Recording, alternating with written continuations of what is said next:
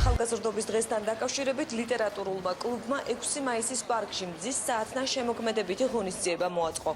კლუბის წევრებმა ლექსები წაიკითხეს. ახალგაზრდა პოეტების ღონისძიებაში ქალაქის უცხოელი სტუმრებიც მონაწილეობდნენ.